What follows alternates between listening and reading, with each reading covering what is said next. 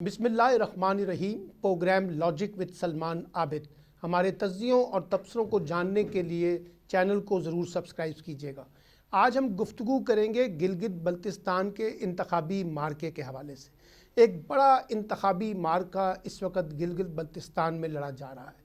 اگرچہ یہ عام طور پہ ایک عمومی روایتی قسم کا الیکشن ہوتا ہے، لیکن اس بار اگر ہم دیکھیں تو بلاول بھٹو صاحب پچھلے 2 ہفتوں سے گلگت بلتستان میں سیاسی ڈیرا لگائے ہوئے بیٹھے ہیں۔ اس کے بعد مریم نواز چلی گئی ہیں اور ان دونوں نے بڑے بڑے جلسے کیے ہیں۔ خاص طور پہ مریم نواز کے جلسوں کو تو کہا جا رہا ہے کہ وہ وہاں کے بڑے تاریخی جلسے تھے۔ اس کے مقابلے میں حکومتی جماعت پاکستان تحریک انصاف بھی وہاں کافی سرگرم نظر آتی ہے، اور علی امین گنڈا پور صاحب، مراد سعید صاحب اور بہت سے لوگ وہاں پہ تواتر سے بڑے بڑے جلسوں سے خطاب کر رہے ہیں۔ اچھا، اگر آپ ان جلسوں کے بارے میں دیکھیں اور اس سے ایک نتیجہ نکالنے کی کوشش کریں تو بہت سے لوگ یہ سمجھ رہے ہیں کہ شاید وہاں کوئی بہت بڑا اپسٹ ہونے جا رہا ہے، یعنی پی ایم ایل این اور مریم نواز ایک بڑا انتخابی مارکہ جیتنے والے ہیں۔ حالانکہ اگر آپ دیکھیے تو ایک عمومی روایت گلگت بلتستان اور آزاد کشمیر کی رہی ہے، وہ یہ رہی ہے کہ جس کی بھی اسلام آباد میں حکومت ہوتی ہے، اسی کی حکومت آزاد کشمیر میں بھی اور اسی کی حکومت گلگت بلتستان میں بھی بنتی ہے۔ آپ کو یاد ہوگا 2008 میں پیپلز پارٹی کی مرکزی حکومت تھی، اور اس کے نتیجے میں پھر جب وہاں الیکشن ہوئے گلگت بلتستان میں تو پیپلز پارٹی نے حکومت بنائی، مہدی شاہ پہلے وزیر اعلیٰ کے طور پر سامنے آئے۔ اس کے بعد 2013 میں پی ایم ایل این کی اسلام آباد میں یعنی مرکز میں حکومت ہوتی ہے، اور اس کے نتیجے میں پھر وہاں پر حفیظ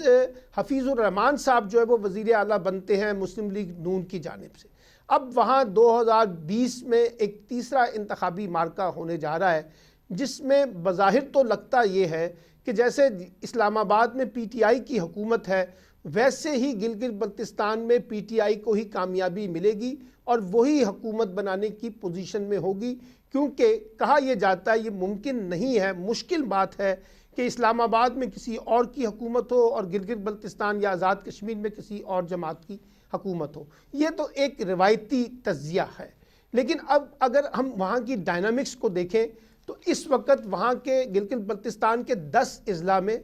24 نشستوں پر براہ راست انتخابات ہو رہے ہیں، اور تینوں بڑی جماعتوں نے یعنی پاکستان پیپلز پارٹی نے ان 24 نشستوں پہ 24 کے 24 امیدوار کھڑے کیے ہیں، پاکستان تحریک انصاف نے بھی 24 کے امیدوار کھڑے کیے ہیں، پاکستان مسلم لیگ نون نے 22 کے قریب امیدوار کھڑے کیے ہیں۔ اور بڑی دلچسپ بات یہ ہے کہ وہاں کوئی 125-130 سے زیادہ آزاد امیدوار الیکشن میں حصہ لے رہے ہیں۔ اور جب یہ انتخابی مہم شروع ہوئی تو بڑے سیاسی جوڑ توڑ ہوئے۔ پی ایم ایل این کے بڑے بڑے سیاسی برج جو ہیں، جو بڑے مضبوط سمجھے جاتے تھے، انہوں نے تحریک انصاف میں شمولیت اختیار کی، پیپلز پارٹی کے بہت سے لوگوں نے تحریک انصاف میں شمولیت اختیار کی، اور بہت سے طاقتور امیدواروں نے کسی جماعت کو جوائن کرنے کی بجائے آزاد امیدواروں کی حیثیت سے الیکشن لڑنے کا فیصلہ کیا۔ اس لیے اگر آپ کو انتخابی نتائج میں ایک حد سے زیادہ آزاد امیدوار جیتتے ہوئے نظر آئے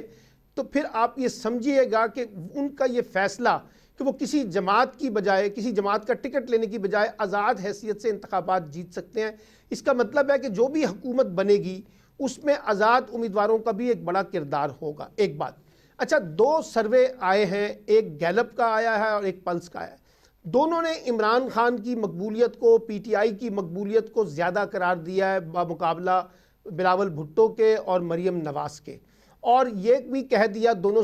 سروے نے کہ وہاں جو بھی یعنی حکومت جو بننے جا رہی ہے وہ پاکستان تحریک انصاف کی حکومت بنے گی، اور پاکستان تحریک انصاف ہی عددی تعداد میں زیادہ نشستیں لے گا۔ اچھا، اب تحریک انصاف کو حکومت بنانے کے لیے آزاد امیدواروں کی ضرورت پڑ سکتی ہے، اور ایک اور لوگوں نے پیش گوئی کی ہے کہ ممکن ہے اس بات کا بھی امکان ہو جائے کہ پیپلز پارٹی اور پی ٹی آئی مل کر حکومت بنا سکیں۔ مشکل بات لگتی ہے، لیکن سیاست میں کوئی چیز حرف آخر نہیں ہوتی ہے۔ اچھا، اب آپ یہ دیکھیے، کوئی اس وقت جسے کہتے ہیں نا کہ 7,45,361 اس وقت وہاں پہ ٹوٹل ووٹر ہیں جنہوں نے یہ فیصلہ کرنا ہے۔ عمومی طور پہ وہاں کا جو ووٹر ہوتا ہے وہ یہ سمجھتا ہے کہ اس کے جو بہت سے مفادات ہیں، مالی مفادات، انتظامی مفادات، معاشی مفادات، ترقیاتی مفادات، وہ اسلام آباد سے جڑے ہوئے ہیں، اس لیے وہ بائی نیچرلی اسلام آباد میں جس کی حکومت ہوتی ہے اس کی طرف دیکھتے ہیں۔ لیکن بہت سے تجزیہ نگار ان بڑے بڑے جلسوں کو جو مریم نے کیے، بلاول نے کیے، اس سے یہ نتیجہ اخذ کر رہے ہیں کہ شاید اس دفعہ کوئی پانسا پلٹ جائے اور وہ جو روایتی نتیجہ ہے اس کے مقابلے میں ایک غیر روایتی نتیجہ، ایک انقلابی قسم کا نتیجہ سامنے آ جائے۔ مجھے بہرحال اس کے امکانات کم نظر آتے ہیں۔ ایک بات تو یہ ہے۔ دوسری بات یہ ہے کہ دیکھیے وہاں جو کمپین چلی ہے اس میں بڑی دلچسپ بات یہ ہے کہ بلاول بھٹو صاحب نے گلگت بلتستان کا بہت رونا رویا ہے، اور وہاں کی پسماندگی کا، وہاں کی عدم ترقی صورتحال کا، وہاں کے لوگوں کی غربت کا، وہاں کے لوگوں کی معاشی بدحالی کا، وہاں کی ساری صورتحال کو بہت انہوں نے کہا ہے کہ بڑا کرٹیسائز کیا ہے۔ اسی طریقے سے مریم بھی وہاں پہ بہت کرٹیسائز کر رہی ہے۔ اچھا، بڑی دلچسپ بات ہے، پہلی حکومت وہاں پیپلز پارٹی کی تھی 5 سال، دوسری حکومت وہاں پی ایم ایل این کی ہے، 5 سال رہی ہے، یعنی 10 برس جو ہیں ایک حکومت جو ہے وہ پیپلز پارٹی اور پی ایم ایل این کی ہے۔ اگر وہاں پہ ترقی نہیں ہو سکی تو پھر اس کی ایک بڑی وجہ بھی یہ 2 سیاسی جماعتیں ہیں۔ تو یہ 2 سیاسی جماعتیں جب آج پی ٹی آئی کو وہاں پہ تنقید کرتے ہیں تو پھر سوال تو یہ پیدا ہوتا ہے کہ پی ٹی آئی کے پاس تو گلگت بلتستان میں حکومت نہیں تھی، حکومت تو آپ کے پاس تھی، آپ نے وہاں پر وہ کیوں نہیں کو کام کیے جو آج آپ کرنے کی کوشش کر رہے ہیں۔ پھر ایک اور بڑی دلچسپ بات یہ ہے کہ اس دفعہ ایک جسے کہتے ہیں ایک نئے صوبے بنانے کی بات بھی ہو گئی ہے۔ اچھا، یہ نیا صوبہ عمومی طور پہ ہم انتخابی مہم میں دیکھتے ہیں، جیسے جنوبی پنجاب کے حوالے سے ہم نے دیکھا تھا 2018 کے انتخابات میں ایک بڑا ایشو آیا تھا، اس بار بھی وہاں پر نئے صوبے بننے کی بات ہو رہی ہے۔ پیپلز پارٹی نے اور پی ایم ایل اے نے بڑی تنقید کی ہے کہ عمران خان صاحب نے جا کر وہاں یہ کیوں بات کی ہے کہ وہ نیا صوبہ بنا دیں گے، یہ پری پول ریگنگ کے کانٹیکس میں انہوں نے دیکھا ہے۔ لیکن اس سے بھی بڑی دلچسپ بات یہ ہے کہ انتخابات سے پہلے جنرل باجوہ صاحب نے جو اپوزیشن جماعتیں اور حکومتی جماعتوں کے جو پارلیمانی وفود ہیں ان سے مذاکرات کیے، ان سے بات چیت کی، اور وہاں پر یہ کہا کہ ہم ایک نیا صوبہ بنانے جا رہے ہیں، یعنی گلگت بلتستان کا، اور اس میں ایک سیاسی حمایت جو ہے ہمیں درکار ہے۔ اس کا مطلب یہ ہے کہ یہ کہیں فیصلہ بھی ہو گیا ہے کہ ہمیں اس کو ایک نیا صوبہ بنانا ہے۔ اچھا، اگر یہ نیا صوبہ بنتا ہے اور پی ٹی آئی حکومت بنانے میں کامیاب ہو جاتی ہے، پھر وہاں سے سینٹ کی سیٹیں آئیں گی، پھر مارچ میں سینٹ کے انتخابات ہوں گے، تو اس کا الٹیمیٹ فائدہ تو پاکستان تحریک انصاف کو ہوگا۔ اس لیے یہ بھی ایک ڈیبیٹ چل رہی ہے کہ نئے صوبے کیا بن پاتا ہے، بن سکے گا، بنے گا تو اس کے خد و خال کیا ہوں گے، اس میں یہ تمام جماعتیں کیا رول پلے کریں گی، قومی اسمبلی اور سینٹ سے وہ کیسے پاس ہوگا، یہ سب سوالات بھی ہمارے پاس اس وقت موجود ہیں۔ ایک اور چیز جو ہم نے دیکھا کہ اس انتخابی مہم میں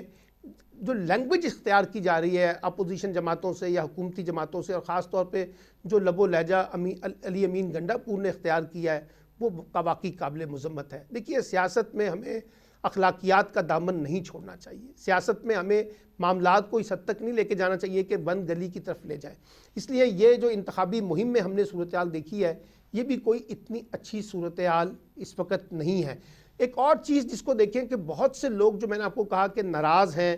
تینوں جماعتوں سے، پیپلز پارٹی سے بھی، پی ایم ایل این سے بھی، پیپلز پارٹی سے بھی، اور ان کو لگتا ہے کہ ان کو سیاسی طور پر استعمال کیا جا رہا ہے، ہمارے علاقے کے مفادات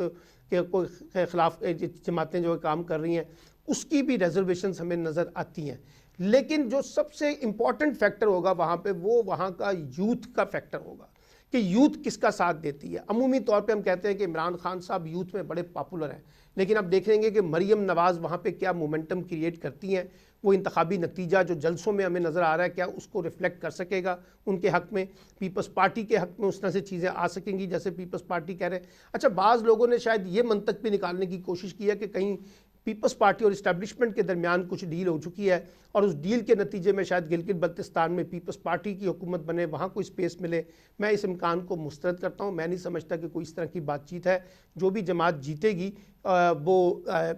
مطلب اس کے پیچھے یہ کوئی سازشی فیکٹر نہیں ہوگا، ایک بات۔ اور خود بلاول بھٹو صاحب نے کہا تھا کہ ہمیں آرمی چیف نے یقین دہانی کرائی ہے کہ گلگت بلتستان کے الیکشن جو ہیں وہ بڑے فیئر ہوں گے۔ لیکن اب خدشہ یہ نظر آ رہا ہے پچھلے 4-5 دنوں سے کہ مسلسل پیپلز پارٹی اور پی ایم ایل این الزامات لگا رہی ہے دھاندلی کی، پری پول ریگنگ کی، اسلام آباد کی مداخلت کی۔ تو یہ امکان بھی رہے گا کہ اگر یہ پی ٹی آئی کی حکومت بنتی ہے اور پی ٹی آئی جیتتی ہے تو پھر ایک بڑا الزام جو ہے وہ انتخابی دھاندلی کا نظر آئے گا۔ بہرحال میں اس بات کو کنکلوڈ کرتے ہوئے کہنا چاہتا ہوں کہ گلگت بلتستان کے الیکشن میں جو ہمیں ایک بڑی گہما گہمی جو بڑی پرجوشیت نظر آئی ہے، اس میں میڈیا نے بھی اپنا رول پلے کیا ہے، مریم کے جلسوں نے بڑا رول پلے کیا ہے، بلاول کے جلسوں نے رول پلے کیا ہے، لیکن اس کا عملی نتیجہ شاید اپوزیشن جماعتوں کے حق میں اس طرح سے نہ نکل سکے جس طرح سے ہم دیکھنے کی کوشش کر رہے ہیں۔ امکان یہی ہے کہ وہی روایتی طریقہ جس میں پی ٹی آئی جیتے گی، کیونکہ اس کی اسلام آباد میں مرکزی حکومت ہے۔ لیٹس سی، ہم دیکھتے ہیں کہ اس کا فائنل نتیجہ کیا آتا ہے۔ بہرحال اس وقت پی ٹی آئی جو ہے وہ زیادہ اسٹرانگ پوزیشن پہ کھڑی نظر آتی ہے۔